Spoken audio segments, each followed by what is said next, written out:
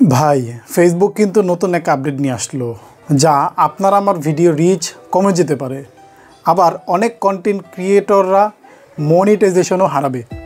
শুধু কি মনিটাইজেশন না, তারা যদি মেটার কাছে স্প্যাম হিসেবেও যদি চিহ্নিত হয়, তাহলে মেটা তাদের বিরুদ্ধে খুব বড় একটা পদক্ষেপও নিতে পারে। তবে এই সিদ্ধান্ত নেওয়ার কারণ কি? অনেকেই আছেন যারা ভিডিও আপলোড করেন এবং হ্যাশট্যাগ ব্যবহার করেন, ভিডিওর সাথে হ্যাশট্যাগের সাথে কোনো রকম মিল নেই।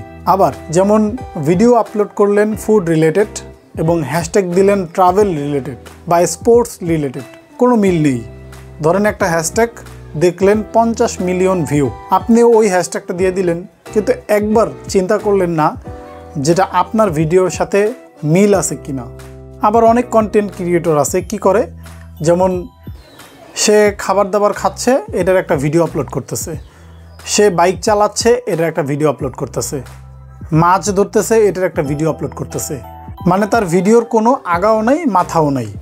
এই টাইপের পেজ বা এই টাইপের আইডিগুলো অনেক বেশি সমস্যায় পড়বে। কেননা আপনি কোন রিলেটেড ভিডিও আপলোড করছেন, আপনার পেজটা কোন ক্যাটাগরির, এটা আপনাকে সিলেক্ট করতে হবে।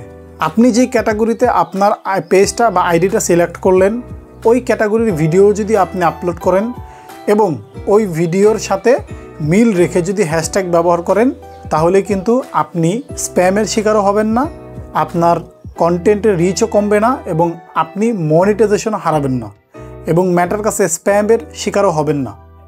সবচেয়ে বড় কথা হচ্ছে, আমরা যারা ভিডিও আপলোড করি, অনেকে আছেন যারা নতুন কন্টেন্ট ক্রিয়েটর, বাট আপনার পেজ কি রিলেটেড আপনি নিজে সেটা সেট করছেন না। মানে ক্যাটাগরি, ধরেন আপনি ভিডিও আপলোড করবেন স্পোর্টস রিলেটেড হতে পারে, ফুড রিলেটেড হতে পারে, ট্রাভেল রিলেটেড হতে পারে, এন্টারটেইনমেন্ট রিলেটেড হতে পারে। এইটা কিন্তু সেট করা অনেক বেশি গুরুত্বপূর্ণ এবং আপনি আপনার ওই পেজে যেই ক্যাটাগরি সেট করছেন, ওই ক্যাটাগরির ভিডিওগুলো আপলোড করাই সবচেয়ে বেশি গুরুত্বপূর্ণ দিক। আপনি যে ক্যাটাগরিটা আপনার পেজে সিলেক্ট করলেন, ওই ক্যাটাগরি অনুযায়ী ভিডিও আপলোড করাই বেটার। আর আরেকটা জিনিস হচ্ছে যে, ভিডিও আপলোড করার সময় আমাদের খেয়াল রাখতে হবে আমরা যেন আমাদের ভিডিও টপিক ছাড়া অন্য কোনো হ্যাশট্যাগ জানি ব্যবহার না করি। তবে কি শুধু এটুকুই না, এটুকুই না, অনেকেই আছেন যে একই ভিডিও অনেকগুলো আইডিতে পোস্ট করেন, আবার অন্যের ভিডিও কপি পেস্ট করেন। এগুলোর থেকেও দূরে থাকতে হবে, না হলে হতে পারে স্প্যামের শিকার আপনার আইডি, আমার আইডি।